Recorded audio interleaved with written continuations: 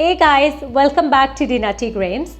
As we all know how much kids love the jam cookies, but the ones which are available in the market are full of sugar. So the recipe that I'm sharing with you today gives you healthier cookies as they contain lesser sugar and a nutritious flour, that is besan, also known as gram flour.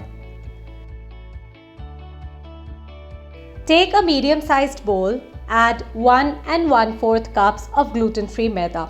Recipe link is on the top of the video and also in the description box below. 1/4 cup of besan, gram flour, half teaspoon baking soda, a pinch of salt if using unsalted butter or ghee for this recipe.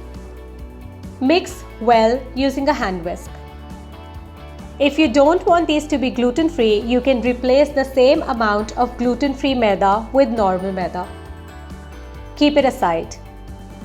Take a separate bowl, add about 100 grams of softened butter or ghee. The butter should be at room temperature, so I usually take it out about an hour during winters and about 30 minutes during summers. Mash it a little before adding sugar.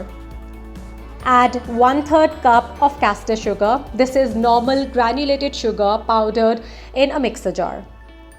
Whisk them well with a fork, spoon or a hand whisk, whatever you have handy, so they get a creamy texture. Add 1 egg. This should also be at room temperature. Half teaspoon of vanilla extract. Whisk them until well combined. Now add the dry flour mix and mix them all well using a spoon, spatula or even hands. To be honest, it's best to mix it with hands. Ensure that you do not knead the dough. Bring the mixture together only to combine into a dough. If the dough feels sticky, which usually happens during summers because the butter melts really quickly on getting heated up, then cover and keep it in the fridge for about 30 minutes to 1 hour or until it no longer feels sticky. Separate the dough into 2 parts. We'll first work on one and then on the second. Sprinkle some dry flour on your work surface and start to flatten the dough out evenly into a square shape using hands. You can easily work around with this as this is a soft dough. You do not need to knead it using a rolling pin. The flattened dough should be about half a centimeter thick. Then take about 100 grams of jam. I'm using this small box of Kissan mixed fruit jam. Since jam is usually in the jelly form, so we should whisk it with a fork for a few seconds to give it a smooth and a little flowing consistency, which will make it easy to spread. Now spread it out evenly onto the dough, leaving about an inch on the other side and even on the edges. Because when we will roll this dough, the jam will get pressed and pushed towards the other side and the edges.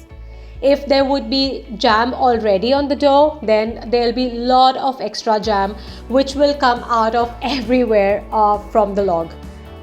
Keep pressing the sides of the dough log inside to get a smaller log so you get jam filled cookies. Otherwise, some cookies might not have as much jam as the others. Wrap it in a cling wrap and refrigerate for about an hour or until it is firm to touch. Repeat for the remaining dough. Unwrap it, cut off the sides and then slice the cookies thick or thin as you like. I like them to be thin as then they result in crunchy cookies. For the sides, you can bake them as well as they taste the same as the cookies, so why waste them? Transfer the cutout cookies to the parchment-lined baking tray. Preheat the oven for about 10 minutes at 100 degrees Celsius before baking these cookies. Bake them at the same temperature in the middle rack of your preheated oven for about 15 to 20 minutes or until they become slightly brown.